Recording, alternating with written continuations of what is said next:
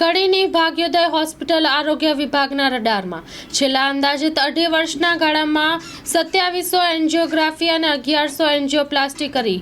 ખ્યાતિ હોસ્પિટલના ડોક્ટર પ્રશાંત વજીરાણી ભાગ્યોદય હોસ્પિટલમાં દર મંગળવારે દર્દીઓની સારવાર માટે આવતા હોવાનું સામે આવ્યા બાદ આરોગ્ય વિભાગની તપાસ શરૂ થઈ છે. જિલ્લા આરોગ્ય અધિકારી દ્વારા તમામ દર્દીના ડેટા મંગાવવામાં આવ્યા હતા. દર્દીઓના ડેટા અને રિપોર્ટનું એનાલિસિસ કરશે આરોગ્ય વિભાગ. ખ્યાતિ હોસ્પિટલ કાંડના તાર ભાગ્યોદય હોસ્પિટલ સાથે જોડાયેલા હોવાની ચર્ચાઓ થઈ રહી છે. સ્ટોરી રિપોર્ટ બાય મયુર પંડ્યા, મહેસાણા. જે ડેટા છે, જે આપણા મીડિયામાં જે મેસેજ ફરે છે એ મુજબ આ જે હોસ્પિટલ છે એ હોસ્પિટલના જે ડેટા છે એ ડેટા માટેના કમ્પ્લીટલી અમે લોકોએ ડિટેલ્સ મંગાવી છે અને ડિટેલ્સ સાથે કેસ ટુ કેસ અમે એમાં ડેપ્થમાં જઈ રહ્યા છે. સર, એમાં કોઈ જો લૂપ મળશે તો આરોગ્ય વિભાગ શું કાર્યવાહી કરી છે?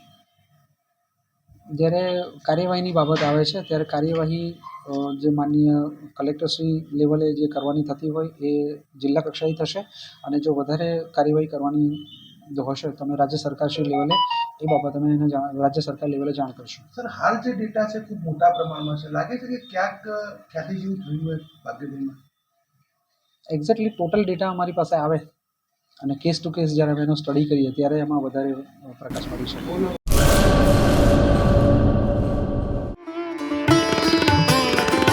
રાપર તાલુકા શહેર અને ગામની તમામ જાહેર જનતાને જણાવવાનું કે રાપર શહેરની મધ્યે મોહનકુંજ એપાર્ટમેન્ટ, સલારી નાકા પાસે સંજીવની હોસ્પિટલ ખાતે જનરલ હાડકાની સારવાર અને ચામડીના રોગોની સારવાર કરવામાં આવે છે.